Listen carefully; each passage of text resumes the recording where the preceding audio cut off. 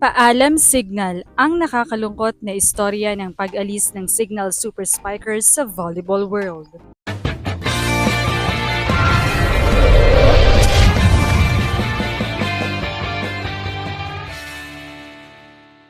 What's up, Volleyball Nation? Welcome back to my YouTube channel. Narito ako para magbigay sa inyo ng updates tungkol sa mundo ng volleyball.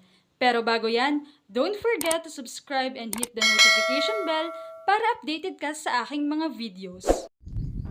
Nangyari na nga ang isa na namang nakakalungkot na pangyayari sa volleyball sa Pilipinas matapos mag-leave ang Signal Super Spikers sa PBL matapos ang matagumpay nilang silver finish. Ang Signal ay naging ikatlong koponan sa loob lamang ng kalahating taon na nag-leave of absence mula sa pangunahing volleyball league ng bansa. Sinundan ng Signal ang Petrogas at Cherry Tigo bilang pinakabagong franchise na umalis sa liga sa loob lamang ng 6 na buwan at sumunod din ito sa kanilang men's team na nauna nang umalis sa Spikers Turf. Ang pag-alis ng Signal sa PBL ay may pamilyar na dahilan.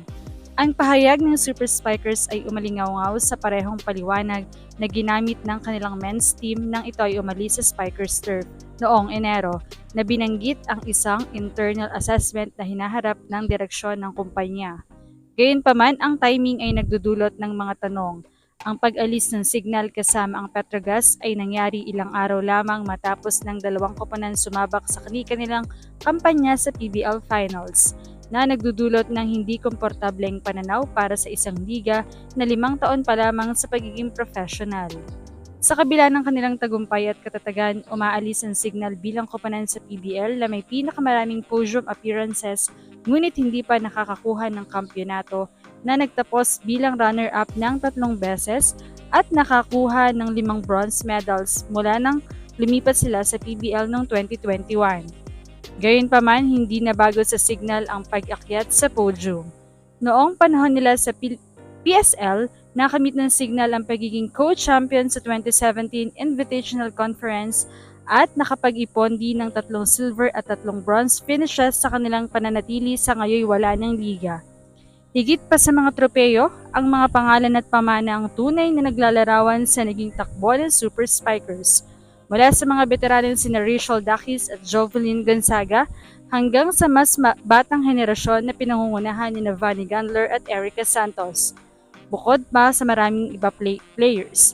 Palaging naglalatag ang Signal ng mga kompetitibong lineup.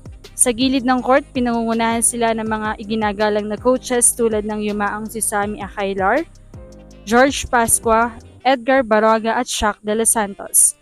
Ang kabuoang ambag na ito ay nagpapatibay sa Signal bilang isa sa mga pinakamakabuluhang franchise sa kasaysayan ng volleyball sa Pilipinas kahit wala pa silang titulo sa PBL. Sa ngayon, ang kanilang pagkawala ay nag-iiwan sa PBL ng siyam na aktibong koponan habang inaayos ng liga ang susunod na yugto. Tunay na marami ang nakakalungkot o nalungkot sa nangyaring ito. Kaya naman, umani ito ng napakaraming komento. Since PSL days, Signal na ako at nung lumipat si Dakis at Gonzaga, why? Kung kailan nagiging solid na yung team. Sana sama-sama pa rin kayo sa lilipatan yung team. Yun lang sana ang mangyari. The best na yung team nyo huwag kayong maghiwa-hiwalay kahit isa. Ano kaya ang reason bakit nagsisialis yung mga team sa PBL? Petrogas, kaka-champion lang, umalis din. Sunod naman dito, Signal.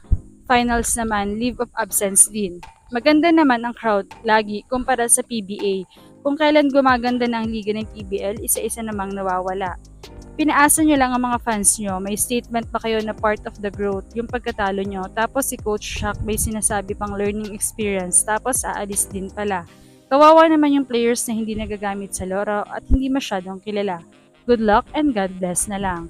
Anong masasabi nyo dito? Leave a comment below. Thank you for watching and don't forget to subscribe.